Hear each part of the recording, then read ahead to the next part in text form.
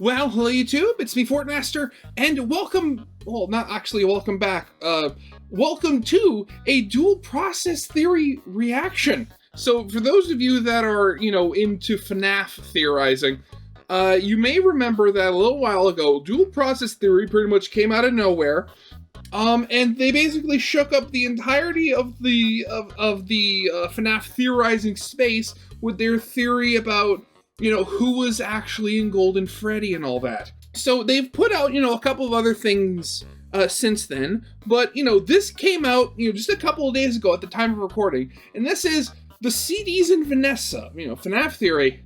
Man, it's been a long time since anybody's talked about the CDs from Security Breach. Thinking back, I remember that some of them were Vanessa, but, people were trying to figure out, like, was she being controlled by Vanny or, all this sort of stuff. And then the other half, people were trying to figure out whether that was Gregory on the tape and he was the one that was responsible for killing the psychiatrist and stuff like that. I'm very rusty on the CDs. I was never that much interested in them. But, I mean, given their, what happened with their last major FNaF theory, I'm very much interested to see, like, what they come up on for this one.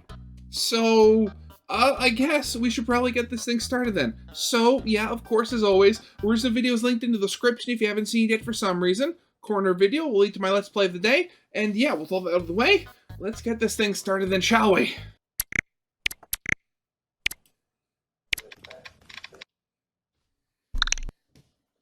Vanessa is an interesting character in the Five Nights at Freddy's universe. The first human character to have an actual in-game model that wasn't made of purple pixels, Vanessa also served as our first protagonist in the post-Ultimate Custom Night era. We know a whole lot about her, and yet also nothing at all. We know she was the player in Help Wanted, that she got possessed by Glitch Trap, which caused her Vanny persona to start hacking the Pizzaplex trying to kill Gregory, and whatever the hell she was doing with Burn Trap. And then if you collect all the retro CDs, we even get to find out her backstory. Or do we? Yeah, again. Is the backstory in the retro CDs one that we can trust? I mean, if they are, yippee, we finally have spelled out lore, this franchise. But if not, why include them at all? Why give her a fake backstory just to retract it? Or is it someone else's past being forced upon her, just like Fazbear's past is being forced upon our new protagonists? Hi, I'm Corey. And I'm Connie. And what the hell is up with Vanessa? A lot. There's a lot going on with her. And a very happy Halloween to every witch, ghoul, ghost-possessed animatronic, phone guy, and creepy creature in our audience. Everyone congratulate Connie on actually being able to finish this video in time. Now put on your foxy masks and grab your complimentary gag order black licorice, because no more dilly-dallying, let's get analyzing. Oh god, the names on the candy in the games, I've completely forgot about those. Oh god. The tapes. Despite Vanessa's limited screen time in these games, we know quite a lot about her backstory, mostly in comparison to some other protagonists. We know she worked for Fazbear Entertainment as a beta tester for Help Wanted, in which she collected the tapes and followed their instructions only to get possessed by Glitch Trap. Once collecting the Vanny mask and Glitch Trap plush in the DLC, Vanessa can be heard having a conversation with the entity, saying that she made something, most likely her Vanny suit, and that she's getting ready to do something fun. Fun for her and the entity, I mean, probably not fun for anyone else. Actually, okay, thinking back, I completely forgot. Wait, actually, wait a second. Okay, going back, when was it confirmed that Vanny was just a beta tester on the game? Because for the longest time, I was under the impression that she was one of the game's developers. Like, I thought she was the girl you hear on the tapes in Help Wanted. And then... Oh god, wait a second. No, the lore's starting to hurt my brain again. Okay, wait, okay, never mind. That does make more sense that she'd be the beta tester, not the original. Because then... But then what happened to the original tape girl? Because she sounded kind of somewhat possessed or something like that, too.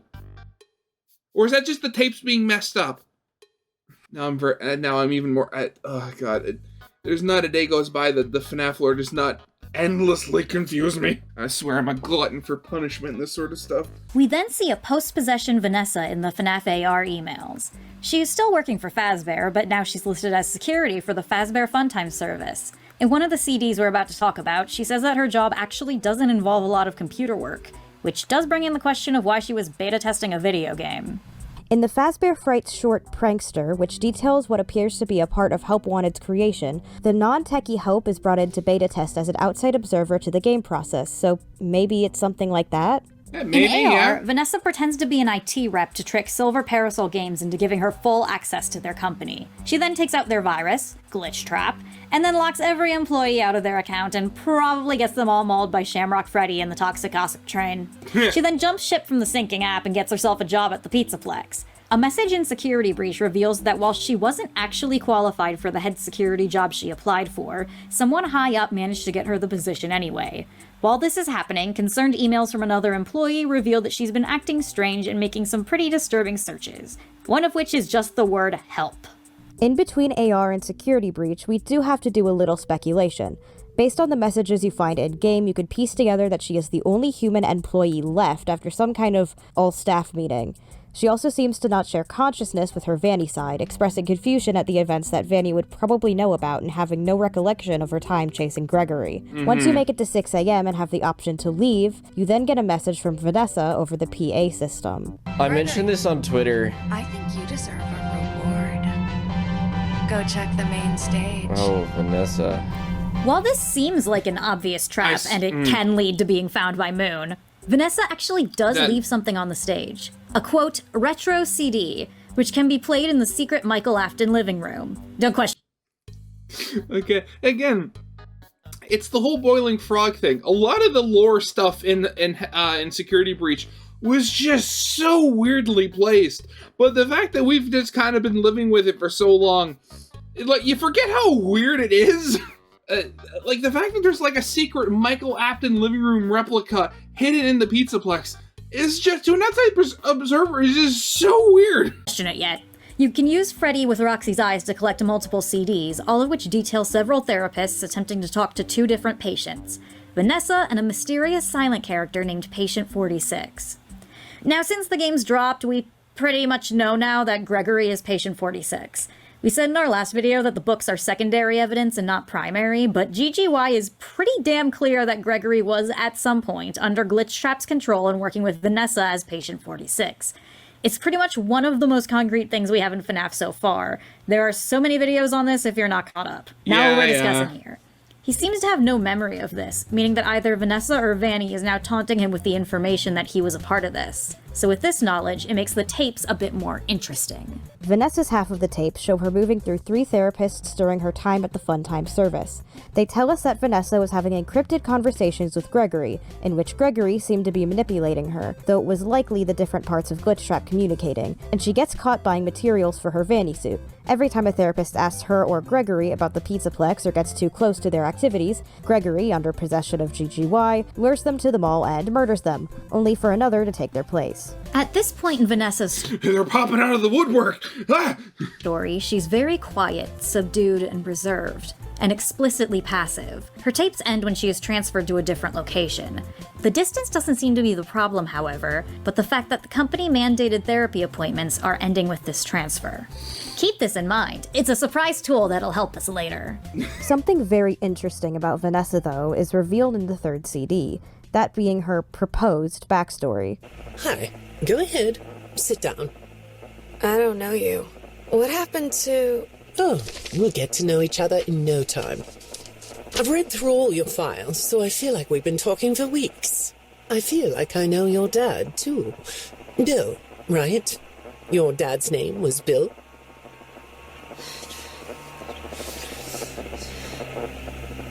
I'm sorry, what did you say?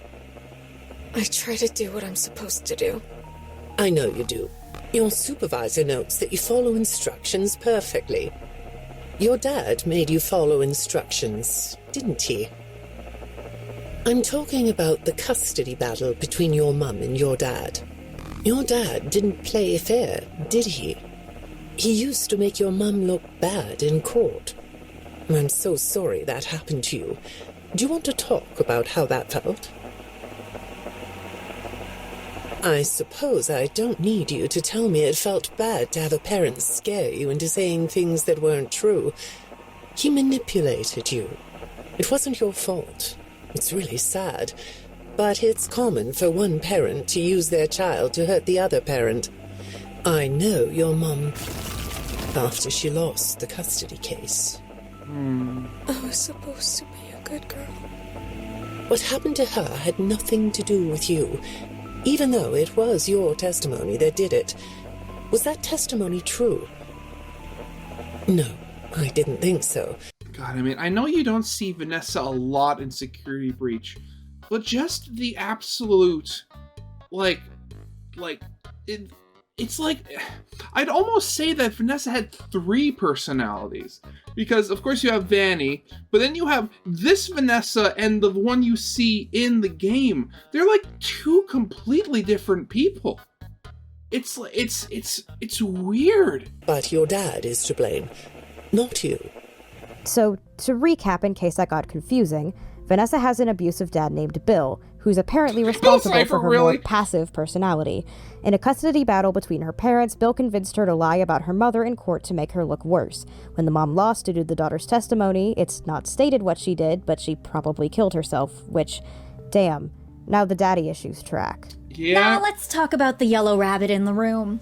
Bill is a nickname for William, and the AR emails tell us that Vanessa's surname starts with A. Who do we know who's a William A? And not only that, we have the friggin' movie to contend with in which Vanessa is explicitly William Afton's daughter and pawn. So I have to wonder, given, the propensity for, potential robot children to be a thing in this franchise, you almost have to wonder, did they pull something like from The Fourth Closet, where Vanessa is actually like a robot duplicate of Elizabeth that William created after she died due to baby? Or did William get a divorce from his wife and they actually had 2 daughters, but the one daughter went with his wife in the divorce while he kept the 3 other kids? Again, knowing this franchise, I wouldn't put it past it. But does that transfer to the games? Likely not. You see, Vanessa is 23 in Special Delivery. While we don't have a given year for that game, her email lists her as Nessie97, and in emails it's common for people to use their birth date, or in this case, birth year, to distinguish themselves. This would put Special Delivery at 2020, which is exactly the year debuted. Again, that's the funny thing, that you have, it just kind of shows how advanced the FNaF universe is. If you have, sentient or near enough sentient animatronics that are completely free roam capable in the year 2020. Of course, this could conflict with Security Breach, which takes place in either 2025 or 2035 based on this poster, and of course it depends on how long Vanessa worked at the location before the staff bot apocalypse. Presumably not long, since Gregory is still, a child when Breach happens, and he and Vanessa worked together to even get her security job. But if we say that 2020 is too early, that would put her birth year at even later than 1997. 2097! That's... in the early 2000s. Basically, 97 is the earliest year that makes sense. All those scary math numbers to say, any of those birth years are, most likely, after William's been spring-locked in a back room. The books have him spring-locked in 1995, and while the movie puts it in the year 2000, that would make Game Vanessa 3 years old max when this is going down. And, okay, even if we say he had a toddler at the time, or we stretch and say he somehow got a woman pregnant the night before going to Freddy's to collect some dead child remnant, no matter what argument you say, he would then be dead and locked in a back room, and thus not able to appear in family law court to argue for custody of his kid. Yeah. Not only would William have to make the kid, he has to be present in her life to traumatize her. The yellow rabbit isn't driving her to school. This isn't Into the Pit. Ruined my life! How could I ruin your life? I wasn't even there. The timelines do not match up whatsoever. So in her backstory, her dad can't be William Afton, right? Gotta be just some other guy. That is, of course, if her backstory is real. Of course, She does yes. notably never verbally confirm in the tape whether or not that's her actual past. But why would she have a fake one? Let's break this tape down. As soon as Vanessa enters the room, the second therapist, GGY names her Raylan Lawrence, immediately confronts her with an exposition dump of a backstory. When I first heard this, I thought, wow, what a shitty therapist. But then there was the line in CD 13. Well, I hate to do this right off the bat, but I've been directed to ask you about this. Apparently, I'm the fourth therapist you've had. So the therapists are specifically directed to talk about certain things with each patient, meaning that someone told Raylan that when Vanessa walked in, she should immediately start infodumping her traumatic backstory. This information becomes very interesting when we get to CD 5, which is the therapist's next recorded session with Vanessa after the whole trauma dump thing. What you might not know is that this person who's been sending you messages has been hacking into your personal files too. These are the same files I have here. These files are full of details about your life. Do you know what that means? I'm not in the tech department. I just type on the computers. I know that. But what matters here is that this person who is contacting you knows a lot about you. Lots of people know more than I do. Sometimes I need to listen. The person she's contacting is Gregory/Glitchtrap. GregTrap, GGY. So GGY specifically, in his hacking, is called out to have access to the files about her personal life. AKA the files about her backstory, which becomes incredibly suspect when you get to the final CD, number 16, in which... So are you saying that potentially that whole backstory could have been like some fabrication that a mind-controlled Gregory just slipped in there, and they're using that to kind of like manipulate Vanessa or something? Because, I mean, she did say a lot of people know more than I do. So maybe that's the whole like hypnotic suggestion thing of the mind control. Which the fifth therapist confronts Gregory. Still not talking? Alright. Well then let's do this. Why don't we talk about the research I did in your past, shall we? Some therapists think they should only focus on information they get from their clients, but some therapists, like me, think it's helpful to find out about clients from other sources. Wanna guess what I found out when I looked into the tragedy of your past? All that stuff about your parents? You aren't even gonna look at me? Fine. You can look at the floor all you want. But it won't change the fact that none of what you said in your file about your parents was true. The truth is, you had great parents, a great childhood. Why did you lie? Look at me. Tell me why you lied. You... Well, I can understand why you might feel angry about the way I just confronted you. Why don't we come back to this another day? You're shaking your head as though that's not going to happen. Yeah, because she was found dead the next day, most likely. About his past when talking to the therapists. A lie that's easily trackable. We get told that he has access to Vanessa's files too, immediately after we get Vanessa's past. Who's to say they aren't both lying? Or not even lying. The first therapist, Mary Schneider, never references Vanessa's backstory the way Raylan does. And once again, Vanessa never verbally confirms that the story Raylan is spouting out is true. She only says, I try to do what I'm supposed to do. I was supposed to be a good girl. Which could also mean that she's just complying with what Glitchtrap is now feeding her. Now, an important question is, why? Why would Glitchtrap give her a false backstory and then try to gaslight it into her? Well, mainly because it's time to stop calling this loser Glitchtrap and start calling him what we all know he is. We're not gonna argue Burn Trap Mimic here. Rapid fire. Same mechanical parts.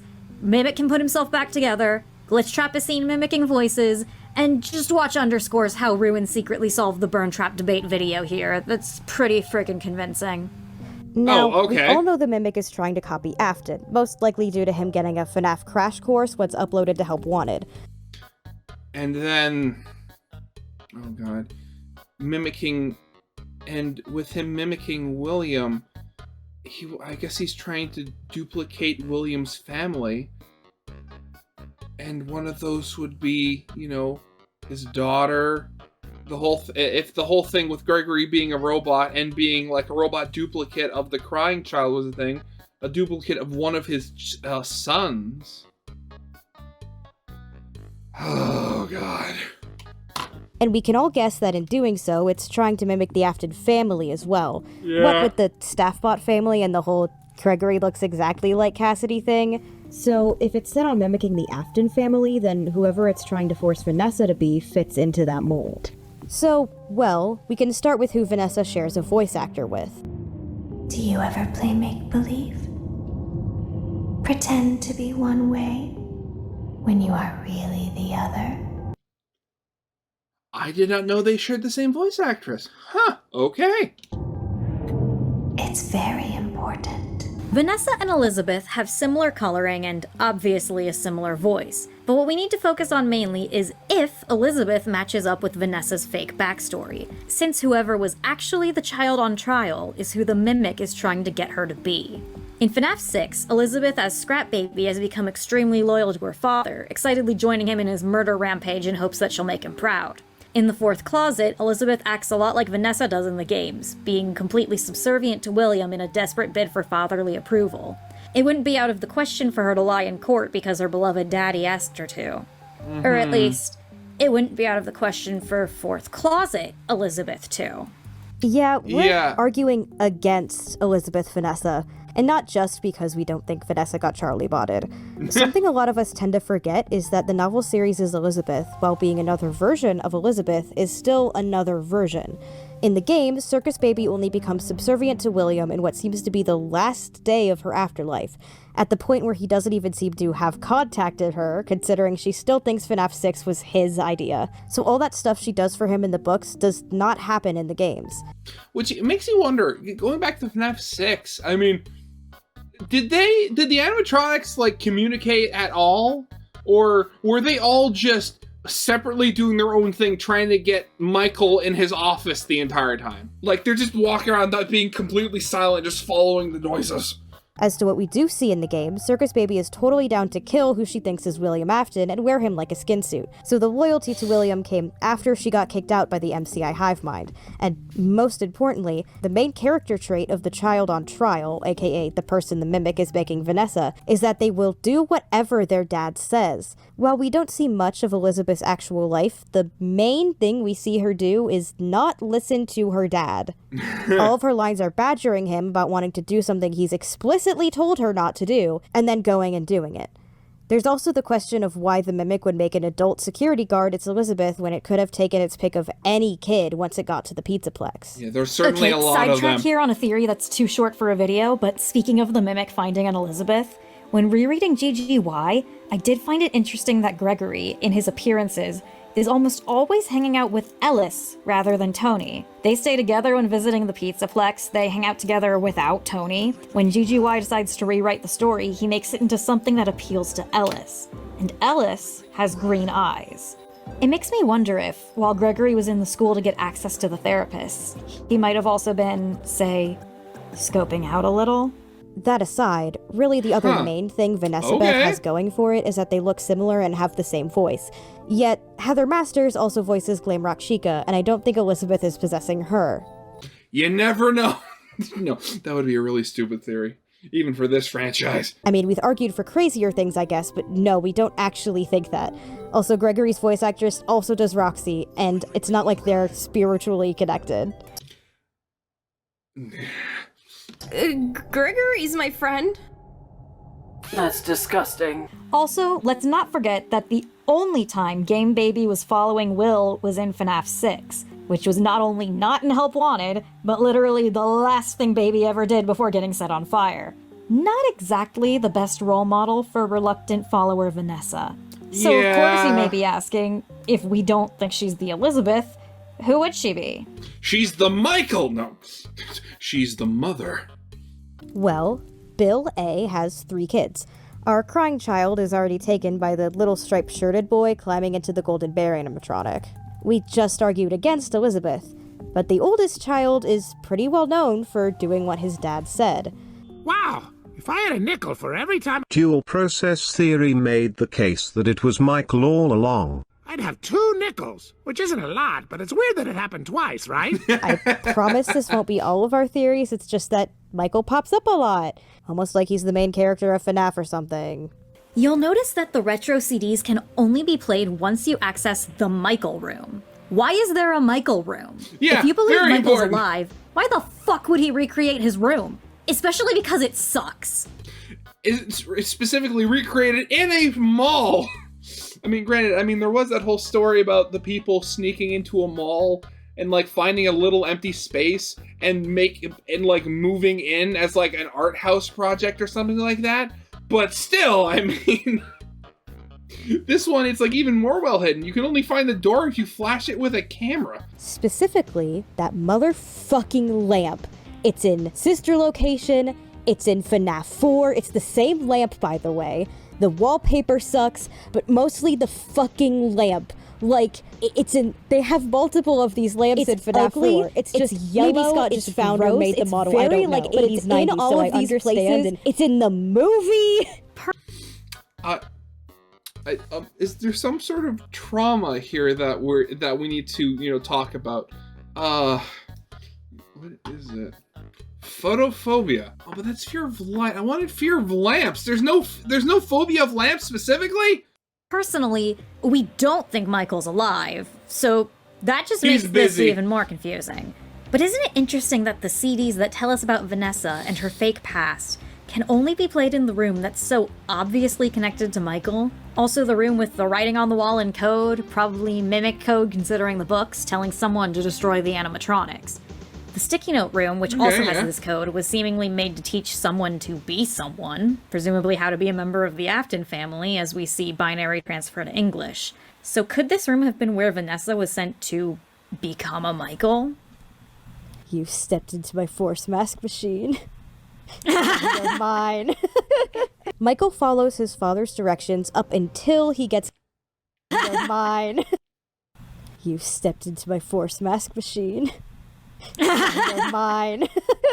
Michael follows his father's directions up until he gets gutted like a cat in a sub-series finale, which is not only not in Help Wanted, but so late in the timeline that, the dumbass mimic hasn't thought of it yet.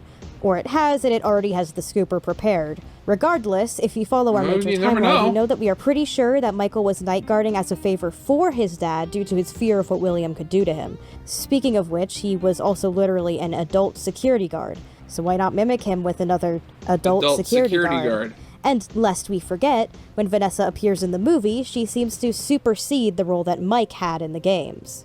Michael was a bit of a rowdy kid, but we notably never see him in the presence of his dad during FNaF 4. He's only acting out when his dad isn't there.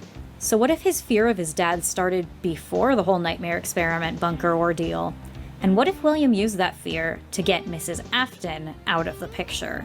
If Michael is the child at court, then the mimic is trying to turn Vanessa into a Michael, which not only tracks given that's what she did in the film verse, but because she managed to prove herself to the new Yellow Rabbit without even realizing. After all, if Michael is Mike Schmidt, Fred Smith, and the FNaF 3 guard, all 3 of those games were included in Help Wanted, and Vanessa won all of those games. He already knows she's good at pretending to be Michael Afton. Which also puts her and Gregory's relationship to the spotlight. After all, the mimic is either making Gregory into the crying child, or it picked Gregory specifically for their similarities. Which also makes the first thing Gregory says about Vanessa really interesting. I don't know who she is, but she's trying to get me. Which, in the files, we can hear an alternate, non-censored for ratings take on the line. I don't know who she is, but she's gonna kill me. You ever notice that the animatronics only try to kill Gregory when they're malfunctioning? When they're just under the Mimic 1 virus, all they do in the jump scare is pick him up and presumably bring him to Vanny. Even when Burn Traps all they do is just pick him up and scream in his face. Sees Gregory, he seems to be trying to get the animatronics to just bring Gregory to him. And that's because the Mimic can't kill Gregory. At least, not before its Michael can give him some serious head trauma. It's not the Mimic's role to shove the kid's head into a bear mouth. It's Michael's. It's Vanessa's. So, we solved it! Vanessa is being gaslit into being Michael, and the Mimic wants her to kill Gregory. That was a fun and nice video, which is definitely over now. Don't look at the runtime. Don't. Yeah, so we do still have some questions with this explanation. A lot, that yes. being, why did the Mimic choose Vanessa to be its Mike when there are other beta testers that it killed immediately? Especially since she doesn't match Michael in appearance like Gregory does to Cassidy. And how did she end up in its clutches anyway? After all, she wasn't just a beta tester there to do her job and leave like you'd think a security guard with another job to do would be. She was a beta tester hunting for Easter eggs. I had to hide these logs away from the core gameplay files, in a place that only a beta tester would look. And finally, if the therapy tapes don't hold the secrets to her past, what does? Then what is Vanessa's story? So, this is the part where we're going to sound insane. Too late. You've already sounded insane several times already. Don't try to cover it up now. The first half of this video was a theory we're fairly certain of, and we have a lot of evidence to back up. The second half is going to sound like we're huffing glue, so if you want to just take the first half and ignore our wild ramblings, we understand. But also, this is the FNaF community, where everyone's a Charlie bot and the Afton Agony amalgamation has a chance at being canon now. So let's have a little fun, shall we? The past. So again, why did the Mimic choose Vanessa and not any of the other beta testers? Was she just easier to mind control? Possible. Yeah. We know Jeremy either chopped his own face off rather than deal with the rabbit, or Mimic thought it would be funny to play Withered Bonnie with its first victim. Tape Girl seems to have gotten out of there, with the Mimic only being able to copy her voice. But even then, we don't know for sure, so... Okay, so Tape Girl... Okay, so she... Okay. It's entirely possible that Vanessa was just the first victim that worked out for it. Yet at the same time, Fazbear Entertainment seems suspiciously fond of Vanessa. Her becoming head security guard is immediately noted as suspicious, but that could entirely just be Glitch Trap's hacking, right? Yeah, exactly. Except exactly. it's not just when the Mimic is interfering. Frishka, Frushka, Fred Catool, it's time to bring out our surprise tool and look at that third therapist, Trina Welch, again. Our sessions don't have to be company mandated. Now, that is an interesting drop. Vanessa's therapy is company mandated, and not through the Mimic's doing. After all, why would it want Vanessa in a position where she could talk to an outsider? It seems to be sending Gregory into therapy specifically to negate the damage her therapy sessions could cause. And with this line from Mary Schneider... Well, it's been a while since we last spoke. It seems that she's been taking this therapy for not just a long time, but long enough that there's been a notable gap between her appointments with Schneider. Considering Trina specifically felt the need to inform her that she worked outside of the company, it seems that all these therapists are provided by Fazbear, and that they were mandated for a long time. AKA, very, very likely before the Mimic got into her mind, since Lewis notes her strange behavior as a recent development. Which is what brings us to the important question. Why in the fuck is Fazbear Entertainment paying for a random employee's therapy sessions? They won't pay to clean their animatronics. They won't pay for people to double check they're not putting deadly viruses into their big comeback VR game. You have to pay out of pocket for safety belts in the pizzeria attractions. And while Ralph says he's making above minimum wage in the week before, that was also after 11 years of working at the same company.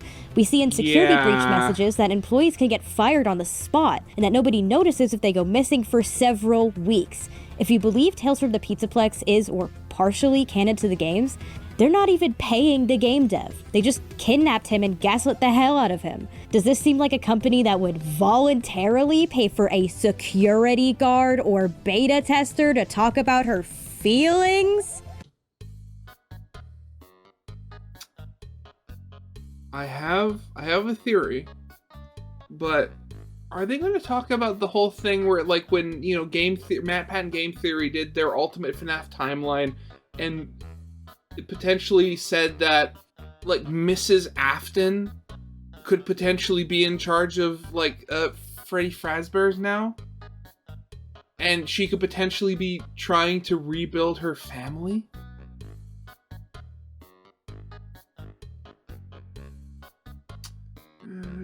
We still got about 10 minutes left in this. Let's see where this goes. Now, add to that she was immediately given a position she wasn't qualified for, with word from someone high up, and the possibility, however low, that wasn't the Mimic. And whether it was the Mimic or not, none of corporate seems suspicious of the fact that after they very handily replaced every living employee with a robot that doesn't need paid, she still remained as the sole human left. Cassie's dad is gone. Any of the employees from Tales are gone. The only one left is Vanessa. Vanessa A. Now, here's a very relevant question.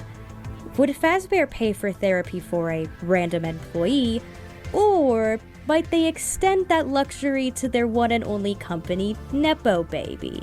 But girls, we just dismissed the idea of her being William's kid in the game timeline. Well, wait a minute. William's wife could have remarried and had another family.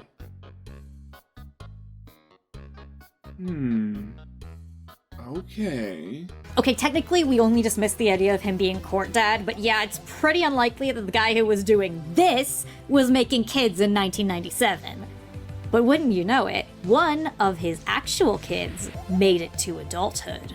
I know this could be a big stretch. Mainly because, look at this man. This man's gay as hell. Also, this bathroom, that is a single man living space. But...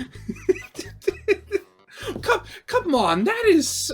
You're going to say he's gay just because he has a happy walk? If you remember correctly, that was not him walking. That was after possessed his body, remember? If sister location occurs after FNaF 1, which you can assume either through Molten MCI theory or the suspiciously alive Dave from Maintenance in the week before. Dave from Maintenance, my friend and yours! That puts the scooping at no earlier than the date that Freddy's closed, which puts us solidly at the mid to late 90s. So either Will or Mike hit it off with someone right before... then a kid could conceivably happen. But again, it seems way more likely for Mike, who was living out of the house in a neighborhood where everyone liked him, than William, who is in a bunker learning how to fuse souls together. And if this happened when Vanessa was still in utero, it's possible that neither of them knew. More probable for William, who doesn't give a single shit about his son's dating life, but of course, with them gone, that leaves the question. But what about the baby? This bit was probably referring to the character in the game literally named Baby, but LOL. Also, Vanessa's purple jacket in the Free Vanny ending is the same shade as the vampire's suit, but I digress. If Vanessa is an actual, literal Nepo baby, then she'd be the only one still left with Fazbear. As stated, only one Afton kid made it to adulthood, and even then, not for that long. And Charlie kicked it pretty early too. Unless Sammy Emily wants to make a surprise appearance with the steel chair, Vanessa would be the last of the founders' families left. We all agree Princess Quest is somewhat symbolic of Vanessa. And what is a princess? The daughter of the leader. Yeah, a daughter of a king. So why not give her an easy job? Oh, she's got some kind of anxiety trauma? What therapist does the local school source from? Get one of those. Her mom's probably not around anymore, considering how isolated Vanessa appears to be without the Mimic. And the Mimic! Oh, wouldn't it just love to make its Michael out of someone who literally shares his DNA? There's a lot to be said about the Mimic, but one thing to note is that it's really, really obviously a metaphor for the cycle of abuse, or at the very least a cycle of violence. Edwin is hurt, so he beats the Mimic. The Mimic is hurt, so it learns violence and begins to enact it on other people. It sees a tragedy unfold in front of it, and all it does is copy. Whatever you do to it, it will do to someone else. This focus can be seen throughout the books, and not just with the Mimic. With Fazbear Frights, Into the Pit is about a monster hiding under the facade of a loving father. What we found shows a man being assaulted by his trauma until it burns him alive. Delilah's backstory in 1:35 a.m. focuses on a child abuse survivor desperately clinging to the first person to give her affection, only for him to leave her with nothing, and then for her to abandon the Ella doll as soon as it doesn't do what she wants. The Billings brothers in Hide and Seek are at the very least emotionally neglected and take it out on each other. Eleanor repeats her attack on teen after teen. Tales from the Pizzaplex, Lally repeats his game. Jace and Aiden destroy Haps, and Haps destroys them in turn. Astrid hopes for Nexie to pretty much replace her deadbeat mom, but Nexie takes on her mom's focus on appearance and begins breaking the girl down in more ways than one. Even more stories have these as minor but deliberate elements, such as the other camper's story and Bunny Call. Why do we bring this up? Because it is a recurring motif, my friends. The cycle of abuse is a horrifying concept in of itself. The idea that the pain will continue over and over. And with the Mimic being so focused on this, and this idea appearing in more than one incidental story, hence recurring theme, who's to say it isn't going to continue that legacy and recurring theme with Vanessa? Vanessa is an Afton, raised far away from the dangerous man in a rabbit costume, but even she can't escape the past, especially when she dug into it herself.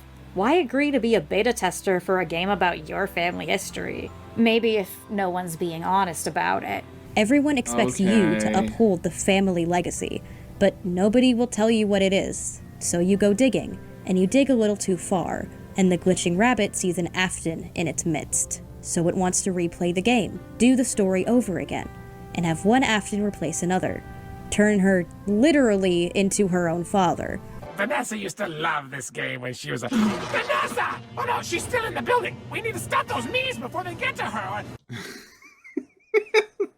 Oh, thank you, Phineas and Ferb, for having a character called Vanessa. Oh, guys, perfect. Or she could turn into me! That's every child's worst nightmare!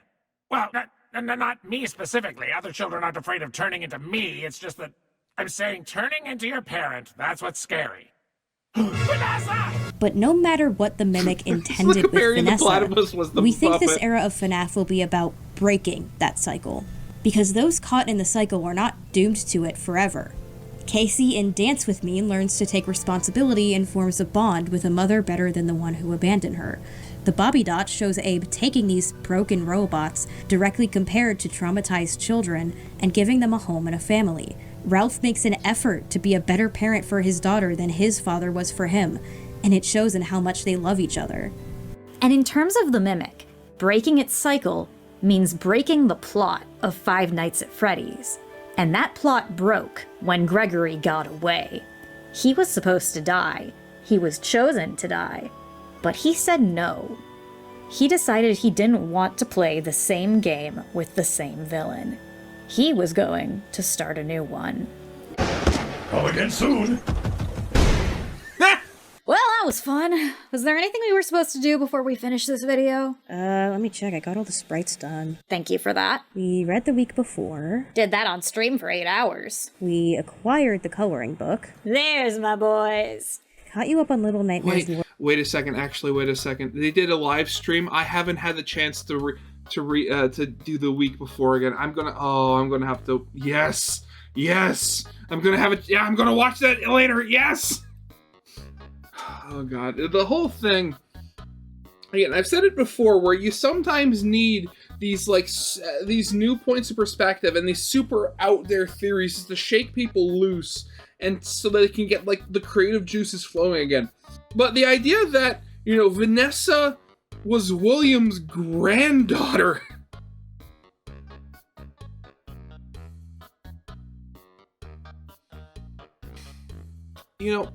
Honestly, I very much hope that it's Ash. Yeah, it's Ash that's doing GT Live now. I very much hope that Ash does a reaction to this theory, because this is one of those things. Again, at the time of recording, this video came out 2 days ago and has about 42,000 views. I hope this one gets more love like the Golden Freddy one did before it. Oh god, this is gonna be nuts. So yeah, that's all I really have to say on the subject, unfortunately. So yeah, that'll be it for now. Of course, as always, original video is linked in the description if you haven't seen it yet for some reason. Corner video will lead to my Let's Play of the day. And yeah, with all that out of the way, I hope you guys liked. If you did, leave a like and subscribe if you have not. And I'll see you guys next time. Goodbye.